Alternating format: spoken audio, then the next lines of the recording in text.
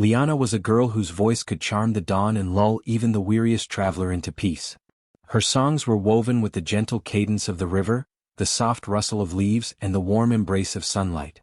The villagers loved her, gathering near the edges of the forest or the open meadows just to hear her melodies, feeling that her voice carried the very heartbeat of the land.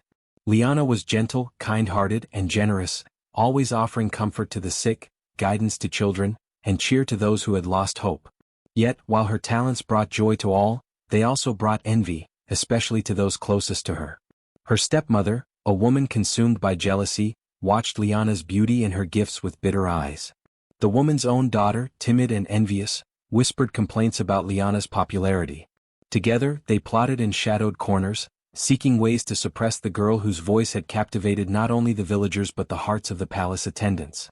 Rumors began to spread that Leone's voice was no ordinary gift, that the melody of her speech, the timbre of her laughter, and the song in her lullabies held magic capable of stirring hearts, bending wills, and even invoking forces unseen. The villagers whispered of the stepmother's schemes, but fear of her temper kept them silent. One moonless night, the stepmother executed her plan. While Leone slept peacefully in her small hut at the forest's edge, they crept through the darkness, dragging her unwilling body into a remote dwelling, a hut of silence, ancient and foreboding, whose walls were thick with age and secrecy. There they locked her in, barring the door with heavy timbers and sealing the windows against both light and sound. The wind moaned through the gaps, carrying the faint echo of the girl's protest, yet the stepmother laughed at the idea that even the forest could hear her. To her, Leone's voice would be gone forever, smothered beneath wood, nails and fear. Yet even in that stifling confinement, the hut did not remain silent. Faint rhythmic echoes began to stir, almost as though the walls themselves remembered the songs that had filled the air. Leone, awakening to the chilling realization of her imprisonment, shivered but refused despair. She pressed her hands against the rough wooden planks, whispering melodies that the forest seemed to absorb. The wind outside responded, carrying the faintest traces of her song into the night. Though her lips were silenced, the pulse of her spirit could not be contained. Villagers, oblivious to the exact fate of the girl, spoke in hushed tones about her absence. They missed the gentle voice that had once threaded their lives with music, yet none dared approach the hut. Even so, they felt the faint beat of something unusual in the forest, an echo of rhythm that seemed too intentional to be natural. Old women whispered of unseen drummers, of melodies carried by the wind, and of the girl whose heart could speak even when her lips could not. The world, it seemed, had not forgotten her. And so, Leone began the first night of her confinement, trapped but unbroken. The wind's whispers, the faint echoes in the walls, and the subtle beat of an unseen drum became her companions. In that silence she discovered the first truth of her ordeal, that even when locked away her spirit, her song and her voice could reach beyond bars, beyond doors, and into the hearts of those who would listen. The forest itself seemed to lean closer, as if waiting to learn what story her silent song would tell. Inside the hut of silence, Leone discovered that her voice, though trapped, was far from powerless. The thick walls and sealed windows could hold her physical sound, but they could not hold the energy of her spirit, nor the melodies carried within her heart. At first, she whispered softly, tentative notes that faded almost immediately. Then she noticed the faintest response.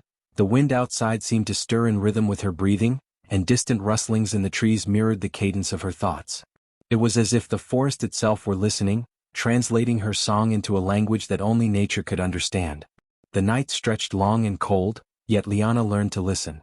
She became attuned to the murmur of the wind, the sway of the trees, and the rhythmic drip of water from the roof of the hut. Slowly she realized that each element responded differently, each carrying a fragment of her unspoken words outward. The leaves whispered her tunes along their veins, the river hummed back in gentle currents, and even the small creatures, foxes, owls, and squirrels, seemed to align with the pulse of her melodies. Though her lips could not form words, the essence of her voice traveled, moving unseen through the forest and into the night.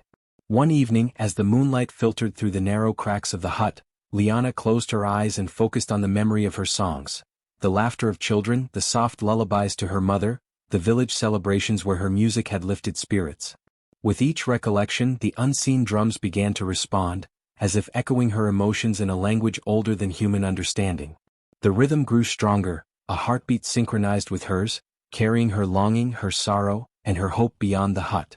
In her quiet observation, Leone also began to perceive whispers carried by the wind. The air seemed to murmur secrets, fragments of paths, subtle hints of direction, and faint encouragements to persist. The forest spirits, drawn by the resonance of her spirit, began to gather near the hut, invisible yet present. They sent messages through rustling leaves and dancing shadows, guiding her understanding of how her trapped voice could extend outward and influence the world beyond her confinement. Each night became a lesson in resilience. Though her body was imprisoned, Leone learned that her essence could not be silenced. Her melodies could travel through water, wind, and the smallest openings in the walls, weaving her spirit into the world beyond. She began to feel a growing confidence. Though her captors had sought to erase her, the rhythm of her heart, her songs, and her emotions had become a force that the stepmother could neither anticipate nor control. By the end of the first week, Leone understood the remarkable truth. Silence was not absence and confinement was not defeat. Her voice, carried invisibly by the elements, was alive, echoing her presence, her courage, and her resolve. The wind and the forest had become her allies, amplifying her song even without her speaking. And in that realization she found hope, a spark that promised that no matter the darkness surrounding her, her spirit would reach beyond the walls, and her message would be heard in every whisper of the night. Outside the hut, life in the village continued as if nothing had changed. The villagers, though aware that Leone had vanished, gradually tried to resume their routines. The market thrummed with activity, children laughed in the streets, and the daily rhythms of work and trade carried on. Yet, beneath the ordinary hum of life, a subtle unease lingered. Some swore they could hear faint drumbeats echoing through the wind at night, rhythmic patterns that seemed too deliberate to be the work of nature alone. Others claimed to glimpse fleeting shadows that moved in perfect time with an unseen rhythm. Still, most dismissed these signs, attributing them to imagination, superstition, or the long nights of worry for the missing girl. Her stepfamily, emboldened by the villagers' silence and their own belief that Leone had been permanently silenced, began to boast openly of their success. The stepmother wore a proud expression and often recounted the story to neighbors, reveling in her supposed triumph. Her daughter followed in hushed admiration, reinforcing the false narrative that Leone was gone forever, her song extinguished. Their confidence created an air of dominance, one that the villagers reluctantly accepted, unwilling to risk confronting the stepmother's wrath. But strange signs began to unsettle them. At dusk, shadows in their homes seemed to pulse in rhythm with the soft, invisible beat that Leone's spirit carried. The walls of their rooms sometimes vibrated as if an unseen drum were rolling inside, shaking their certainty. Pots rattled gently in the kitchens, and the water in their jugs rippled in patterns that mirrored the cadence of the forest's nightly echoes. Even the animals in the village behaved oddly, moving in synchronized steps or pausing mid-action, as though following a sound only they could hear. The old women of the village, those steeped in knowledge of hidden magic and ancient customs, were the first to interpret these signs. They whispered among themselves in the twilight hours, "Someone walks in the silence. The drums know her song. The forest remembers." They spoke in hushed tones of the girl who had been locked away, recognizing the extraordinary connection she had forged with the world beyond her confinement. Their words, though secretive, carried a quiet warning.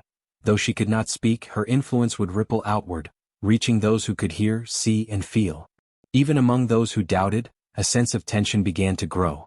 Villagers who had once dismissed her disappearance now felt a strange vibration beneath their feet at night, an almost imperceptible pulse that resonated deep within their bones.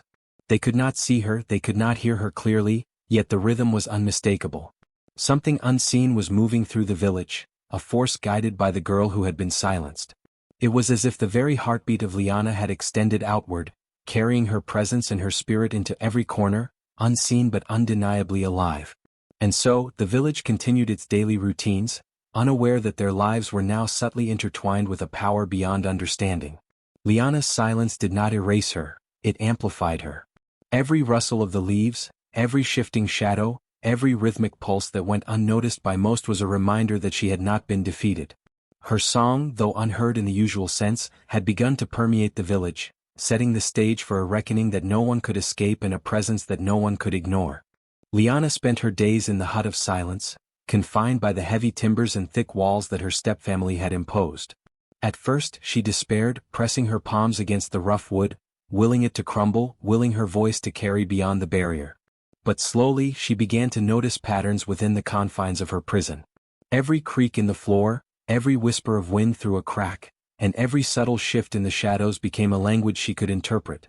The hut, though meant to silence her, became a place of discovery. She learned to listen not only to the wind but to herself, to the rhythm of her own heartbeat, and to the latent energy that pulsed through the forest surrounding her. In the solitude of her confinement, Leone observed the forest more deeply than she ever had. She saw the way the trees bent toward the hut as if in quiet sympathy, how the small animals paused, listening to rhythms invisible to human eyes. She experimented with humming softly, letting vibrations travel through the walls and into the ground. To her astonishment, the hut seemed to respond. The carvings etched into the walls, forgotten by time, glimmered faintly under her concentration, absorbing the cadence of her song and amplifying it outward. Even without words, her melody began to escape, traveling on currents of wind, threading through leaves, and reaching the ears of creatures and villagers alike. During this time, Leone encountered those who had not known her true identity. Birds, drawn to the rhythm of her silent song, perched near her, chirping in accompaniment. Squirrels and foxes scurried close, aligning their movements to the hidden drumbeats she wove through the air. Though no human eyes could see her, the elements and forest life responded to the essence of her presence. Leone realized that sound was more than vibration, it was connection. Though she had been stripped of the ability to speak aloud, her voice had not been destroyed, it had merely transformed into something far more potent, something that could ripple through nature itself. As days passed, she began planning. Her confinement no longer felt like a punishment but a stage upon which to understand the full extent of her power. She observed her stepfamily from afar, noting their arrogance and their complacency. The stepmother had grown overconfident, believing Leona's absence meant victory. Yet, Leone learned to read the rhythm of the village and its people. She realized that subtle influence could be more powerful than confrontation. With careful observation, she began shaping her strategies, using her silent song to signal loyal villagers, to alert animals, and to manipulate shadows so that her presence, though hidden, became undeniable. The magical whispers of the wind, which carried fragments of her melodies to the wider world, guided her in this planning. They taught her that patience was her ally and cleverness her shield. She learned to turn the weakness imposed upon her into strength, transforming silence into action, invisibility into influence. The hut, once a symbol of oppression, became her sanctuary and her classroom, revealing that resilience is often forged in places where the world attempts to extinguish light.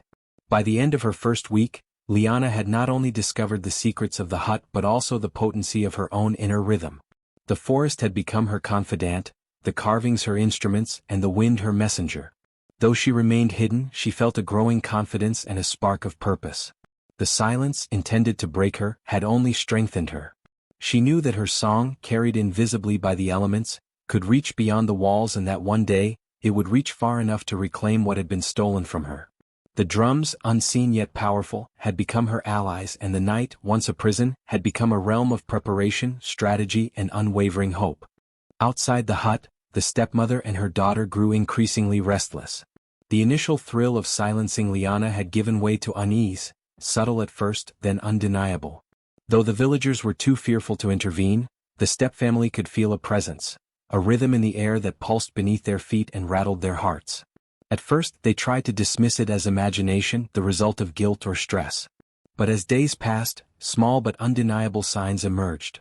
Water jugs trembled, mats shifted with a warmth that seemed alive, and shadows flickered in ways that mimicked the beating of invisible drums. Every attempt to ignore these phenomena only made them more pronounced. Nighttime became the stepmother's torment. While she slept, her dreams were invaded by whispers, the low hum of a song she could not name, yet one that spoke to her deepest fears. She awoke trembling, convinced that the girl she had imprisoned was somehow present, not in body but in force. Each sunrise brought frantic murmurs to her daughter, who clutched at her mother's skirts, confessing visions of shadows bending and swaying, of rhythmic vibrations that pulsed through the walls and the ground alike. The stepmother screamed into the morning air, her voice raw with terror, "She is back in the beat." The hut, though secluded, became a center of magical resonance. Leone, hidden within its confines, had learned to manipulate the subtle energies she discovered. Every breath, every heartbeat, and every motion she made carried power. Though her lips were sealed and no human ear could hear, her essence resonated through the forest, through the soil, and through the very air itself. The vibrations reached her stepfamily, piercing the barrier of ignorance and arrogance that they had assumed was impenetrable. They could no longer deny the girl's presence. Their actions had awakened something far greater than simple disobedience or defiance. The stepmother's fear was compounded by the unpredictability of Leone's influence. Simple tasks became terrifying. Pots would rattle in the kitchen, the flames of candles danced in time to the unseen rhythm, and even the furniture seemed to sway slightly as if moved by a hidden hand. Every attempt to assert control failed.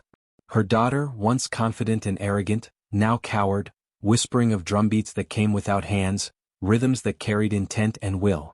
Each night, the stepmother found herself paralyzed by dread, unable to sleep, haunted by the knowledge that the girl she sought to silence was far from powerless. As the days continued, the stepmother's paranoia intensified. She began to confide in neighbors and servants, recounting the strange occurrences with frantic detail. None could offer solutions, none dared challenge her account. In solitude, she paced her chambers, wondering if the girl's spirit could truly wield such power. The villagers, hearing fragments of her complaints, whispered among themselves about curses and the forest's ancient magic. They spoke of the girl whose voice had been stolen but whose influence extended far beyond the confines of her prison. Meanwhile, Leone learned patience. She understood that her power was most effective when subtle, pervasive, and persistent. The stepmother, for all her cruelty, had underestimated the girl's ingenuity, resilience, and connection to the rhythms of the world. Every tremor of a water jug, every flicker of a shadow, every pulsing echo in the hut was a message. The girl was alive, alert, and growing stronger with each passing night. The hut of silence, meant to suppress her, had instead become the crucible in which Leone's power and cunning were forged. Outside, the stepfamily's uneasy sleep, haunted by unseen rhythms, marked the first signs that the balance of control had shifted. The drums had begun to beat without hands and they were beating for her. As Leone's influence grew, she realized she needed guidance beyond her own intuition. One evening, under the fading light of dusk, she slipped quietly from the hut's confines and followed the faint pulse of wind and drumbeats deeper into the forest. There, among twisted roots and ancient trees, she discovered the village oracle, an old woman whose eyes gleamed with wisdom and whose presence commanded reverence. The oracle lived in a small clearing, her dwelling adorned with symbols carved into the bark of surrounding trees and wind chimes that sang with every passing breeze. It was said that she could see beyond the veil of the ordinary, into the currents of magic and the hidden threads that connected all living things. Leone approached cautiously, bowing in respect though she could not speak. The oracle, sensing her presence and the rhythm she carried, gestured for her to stay. With a gentle nod, she understood without words the tragedy that had befallen the girl. The silencing by a cruel stepmother, the imprisonment, and the injustice that had spread through the village. She guided Leone to a reflective pool at the center of the clearing. When Leone gazed into its surface, she saw herself, not just her physical form but the currents of her spirit, her courage, and her unbroken resolve. The oracle's voice, soft yet commanding, spoke to the unseen song Leone carried. Your voice is not lost. Though your lips are sealed, the wind, the trees, and the drums will carry your truth. But remember, only harmony and wisdom can turn this power to justice. The oracle provided her with simple but profound tools. A small drum carved from ancient wood, strings of woven reeds that could capture the rhythms of nature, and a feather from a forest bird that could amplify subtle vibrations. Each item carried not only physical utility but symbolic meaning, representing the connection between her inner voice and the natural world. With these tools, Leone learned to channel the invisible energy she had discovered inside the hut. The rhythm of the drum, when struck in perfect timing with her heartbeat, could travel farther than any shout. The reeds and feather allowed her to shape sound and silence into strategies, to create illusions and signals that only those attuned could perceive. The oracle warned her of temptation and impatience. The wind will carry your words, but it will also test your heart, she said.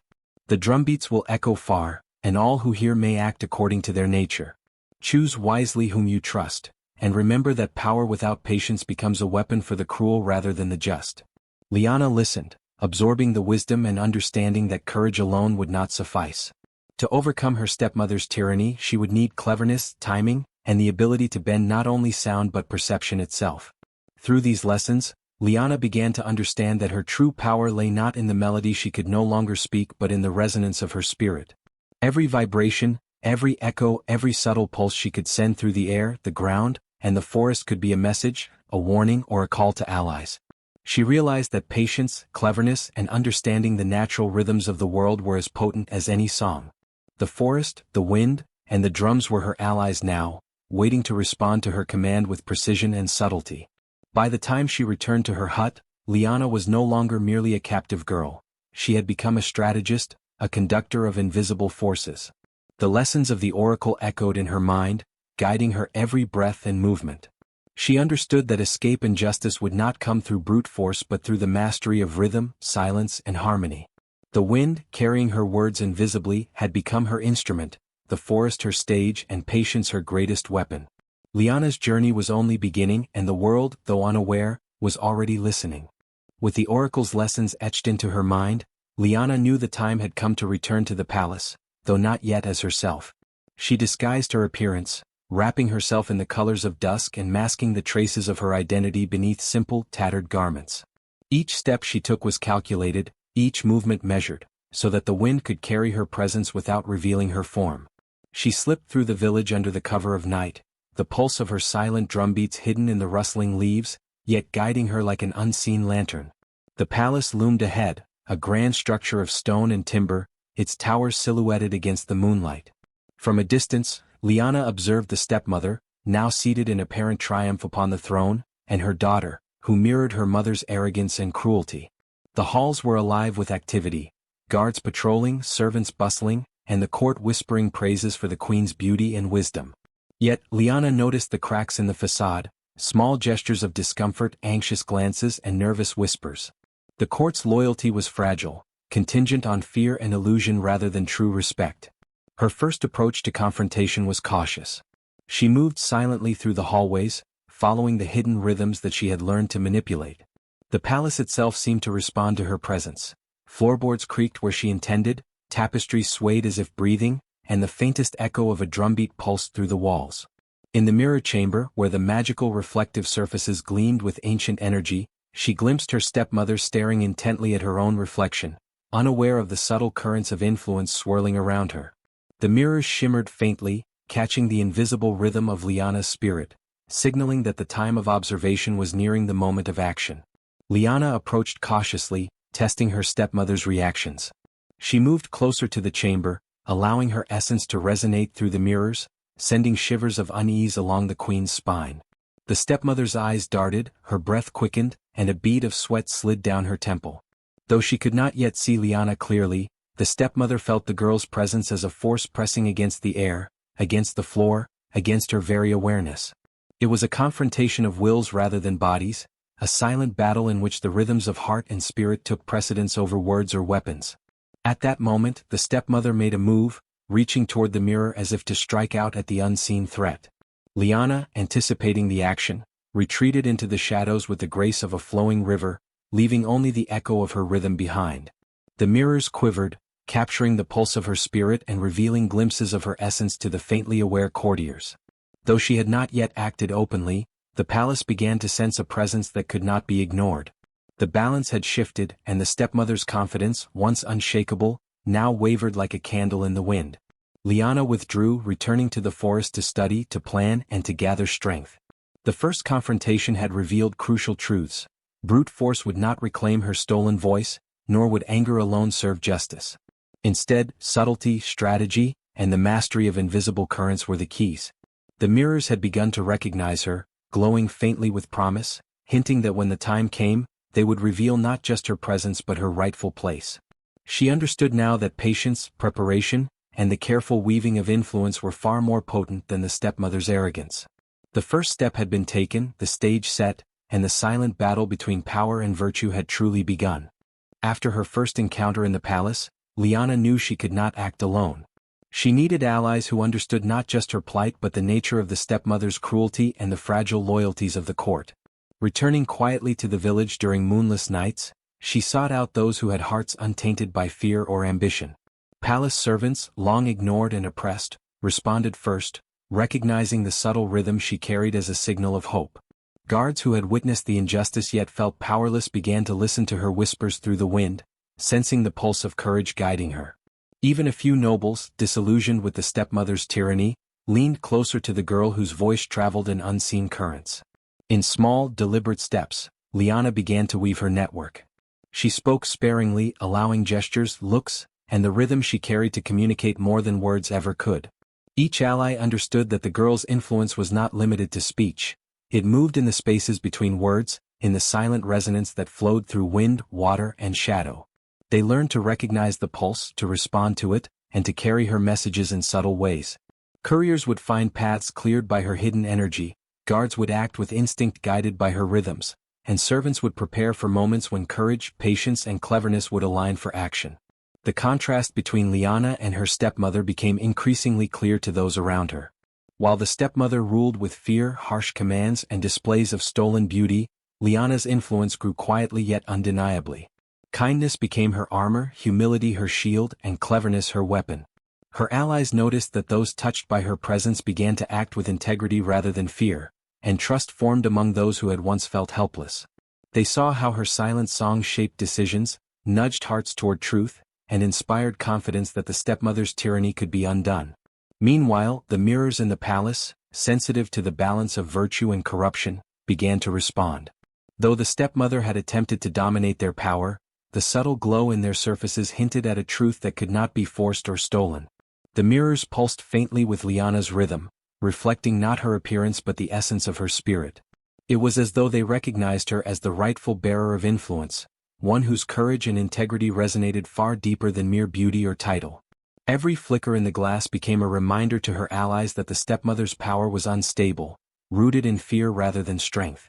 Through careful observation, Leone learned more about the palace than she ever could have imagined. She discovered hidden passages, secret chambers, and the quiet corners where loyalty or resentment simmered among those who served the court.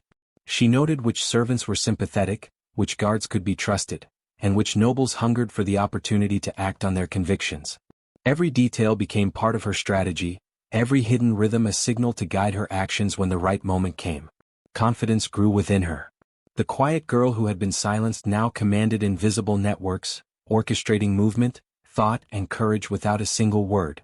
Her allies became extensions of her will, attuned to the rhythms she carried, ready to act when the silent drumbeats guided them. Leone understood that the true queen was not the one who shouted the loudest or wore the most dazzling mask but the one whose heart resonated with justice, wisdom, and resilience. Her network, her allies, and the subtle pulse of her influence marked the beginning of a new era, one in which cunning, patience, and virtue would confront cruelty and deception. By the time Leone retreated once more into the night, she was no longer merely a girl in hiding. She had become a force, quiet yet undeniable, orchestrating every heartbeat, shadow, and whisper toward the day when justice would finally unfold. The palace, for all its grandeur and treachery, was now a stage set for her triumph, guided by rhythm, alliance, and the invisible song that would awaken truth. The time had come for Leone to face the trial set by the magical mirror, the moment that would test not her strength alone, but her heart, her mind, and her spirit. Guided by the lessons of the oracle and the subtle rhythms she had mastered, she returned to the palace under the cloak of darkness. The court slept, the guards slumbered uneasily, and the stepmother believed the girl's influence was confined to whispers and shadows. But the mirror, ancient and wise, awaited her approach, shimmering faintly as if anticipating the presence of one whose courage could not be contained. The trial began subtly, at first as illusions that twisted reality. Hallways seemed to stretch endlessly, doors led to rooms that were not there, and shadows of people she had never met crossed her path. Each illusion was a puzzle designed to test her perception and resolve. Leone moved carefully, recognizing the rhythm in each distortion, discerning the truth hidden beneath layers of deception. The mirror did not punish, nor did it reward prematurely. It revealed, reflecting both the challenges before her and the depths of her own determination. Every choice she made, every step she took, resonated with her silent song, guiding her through the labyrinth with grace and clarity. Moral challenges followed. The mirror conjured images of the stepmother and her daughter, offering Leone the chance to exact vengeance or to embrace patience. Each scenario tempted her with the power to act immediately, to strike back with force, to reclaim what had been stolen in a moment of fiery emotion. But Leone remembered the oracle's words. Patience, cleverness, and virtue were her true weapons. She resisted the pull of anger, allowing wisdom and compassion to guide her. The illusions faded, replaced by visions of her allies and the villagers who would one day hear her words and feel the justice she sought to manifest. Meanwhile, the stepmother, oblivious to the mirror's true workings, grew suspicious. She attempted to manipulate its magic, using her stolen beauty and authority to command attention, to bend its power to her will. But the mirror, sensing corruption and deceit, resisted her efforts. The faint glow that had once promised potential recognition now pulsed defiantly, reflecting not her desires but the reality of her greed and cruelty. Courtiers whispered of strange occurrences, shadows that moved contrary to the queen's intentions, reflections in glass and water that did not align with her presence. Fear seeped quietly into the palace, eroding the confidence the stepmother had once wielded like a weapon. Through the trial, Leone demonstrated more than courage. She showed resilience, humility, and integrity. Her actions within the illusions revealed a heart that could not be silenced, a spirit that could not be stolen, and a mind capable of discerning truth from deceit. Every subtle rhythm she carried, every silent song she wove into the air, reinforced the reality that her essence was indestructible.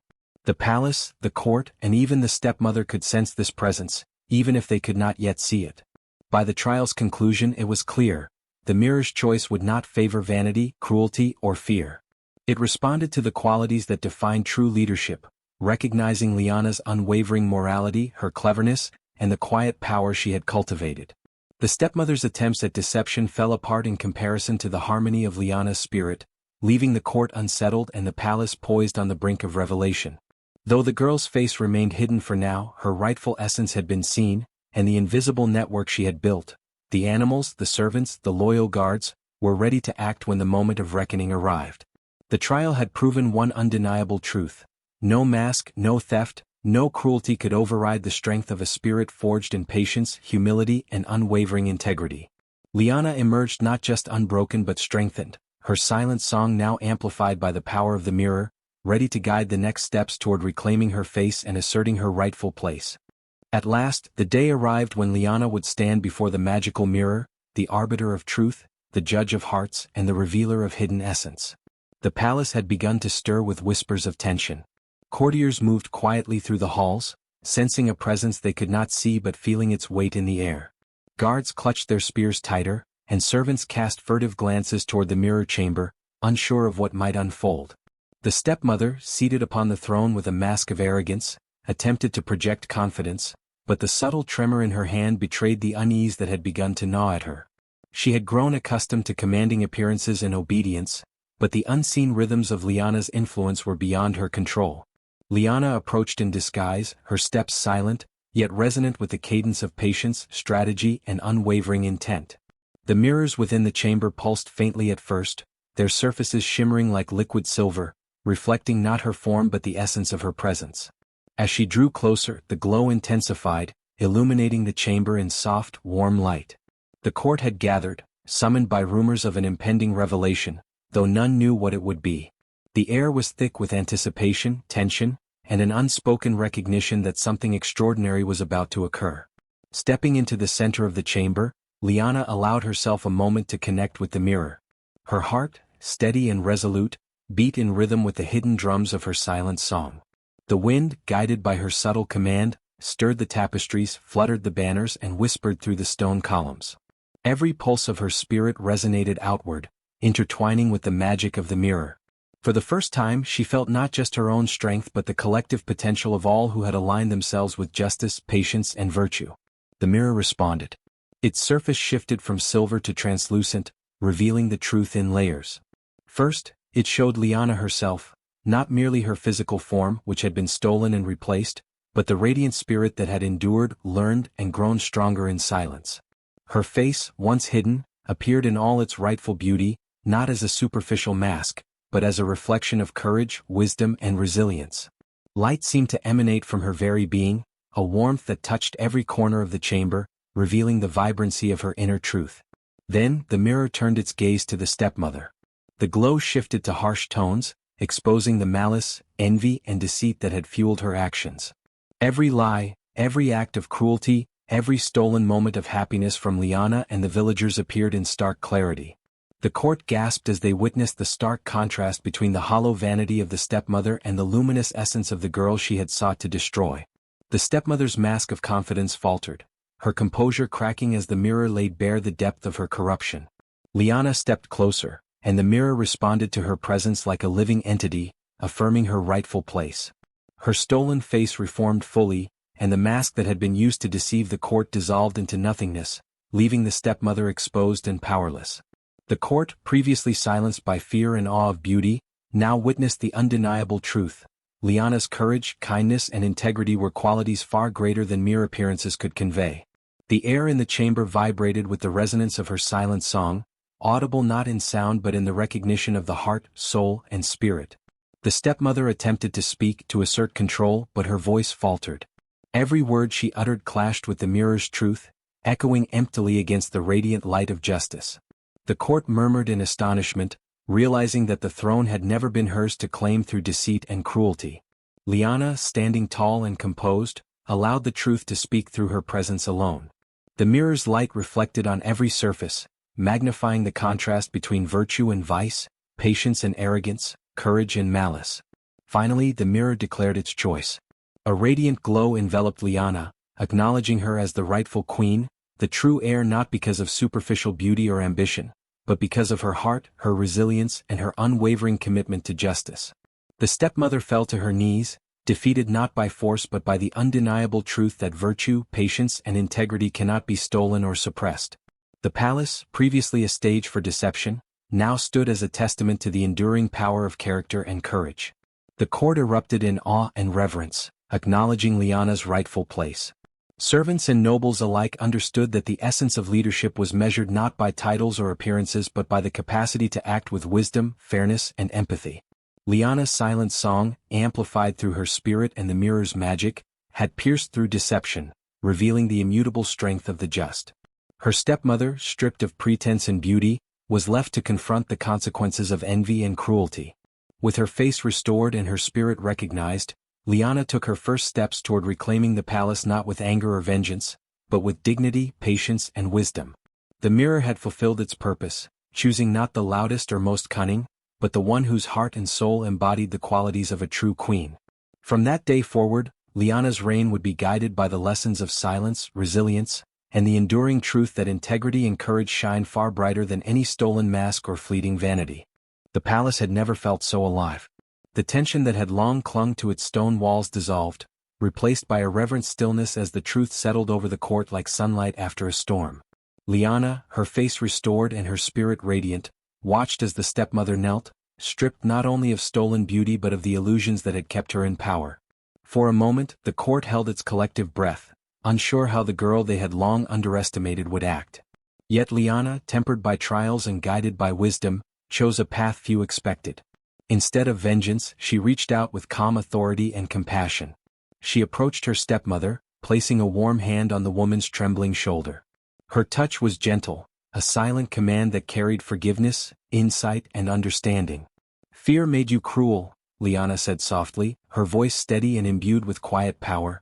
"Fire, deception, and envy may bend the world temporarily, but they cannot change the truth of a heart. Justice is here, yet mercy is yours to receive." The stepmother's eyes filled with tears, shock and shame mingling with the recognition of her defeat.